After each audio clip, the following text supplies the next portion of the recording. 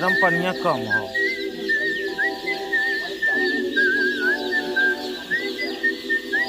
पहचान नहीं है, आदमी की पहचान नहीं है, तब तो परिवार का अंत होना, नाश होना बहुत जरूरी है।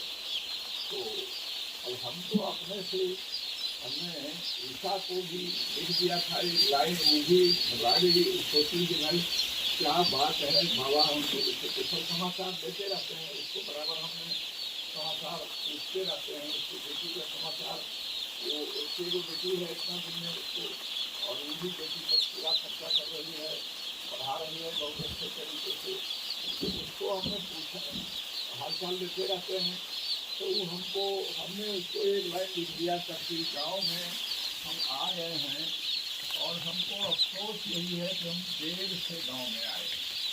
बस इस बात का अर्थ नहीं समझ पाई, तो हमने उसको बाद में समझा दिया देर से आने का मतलब क्या होगा। अगर यही काम हम 10 साल पहले हमको आ गए रहते, लेकिन कैसे आते, हमारे दिमाग में तो साफ था कि भाई हमारा काढ़ा में अब हमको कोई देखने वाला है ही नहीं, शेयर लेने वाला आदमी नहीं है, तो इसीलिए हम 10 साल तो गुजार दिए कम भूचन की स्थिति में। लेकिन बाद में जब हमको पता चला सब कुछ धीरे धीरे मालूम हुआ। अभी भी रामदार को हम खाली इतने चाहते हैं कि वो अपना विवेक से काम ले, अपने विवेक को जगाए रखे और अपने से आदमी की पहचान।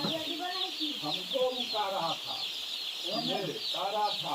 कि आप काम के कच्चे हैं, आप जो है ना को अपना पोता कहते हैं ना, वो आपको ऐसा गच्चा देगा जो आपको बाद में पता चलेगा। तो अब उसकी बात हम माने या अपनी आँख की बात माने, अपने विवेक अपनी समझदारी की बात माने। अपनी समझदारी हमारी अलग है, उसकी समझदारी अलग है, तो कुछ भी करे उससे हमको कोई मतलब नहीं है। हम तो अब किसी की बात सुनने वाले नहीं हैं। हमको जो अपना इच्छा थी वो हमने किया, और जो बाकी है वो हम करेंगे, और उसमें हमारा मददगार यही है यहाँ बस। तो हम अब तो अपनी चाल अपने ढंग से चलेंगे।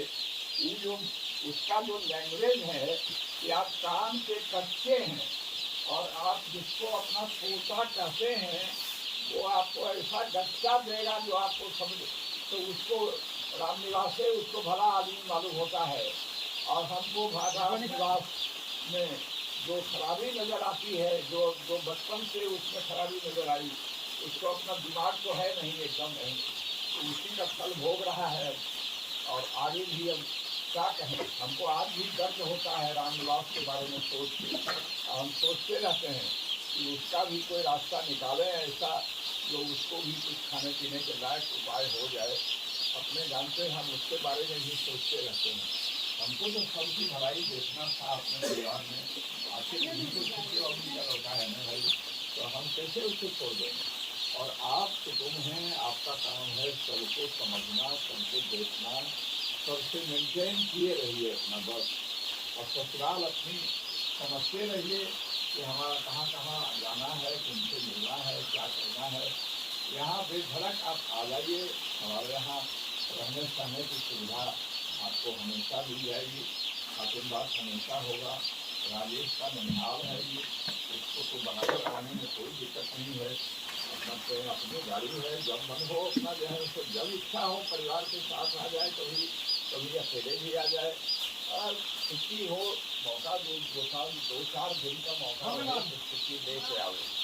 भगना तो घर का आदमी होता है, भगना को कोई रुकावट नहीं है, वो सब बाल बच्चा सब उसको जो है बेधड़क घर जाने का अधिकार अगर किसी को है, तो बहनोई को नहीं है उतना अधिकार बेधड़क जाने का।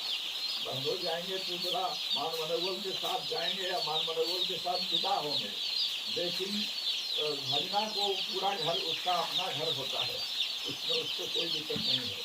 तो राजेश को जब इच्छा हो, जिस समय छुट्टी मिले वो यहाँ आ जाए, आराम से रहे। अभी तो हमारे यहाँ एक और दिन रहा नहीं, रात में रहने का मौके नहीं उसको मिला। अभी इस बार जो आया उसका मालूम नहीं है, उसको हम नहीं मानेंगे, तो हम कहेंगे कि तुम हमारा घर अभी देखे नहीं थे, अभी तो हम लगेगा कि बराबर जो है सब हम करते रहेंगे और अपना आगे। वही बात हम मनीष को भी कह दिया, वहाँ भी बरेज में भी मनीष को भी कह दिया कि तुम ये मत समझो कि हमारा खत्म हो गया सब कुछ और हमारा एक आधा में कुछ नहीं, अपना व्यापार करिए रहे हो, बहुत अच्छा है, बहुत अच्छा।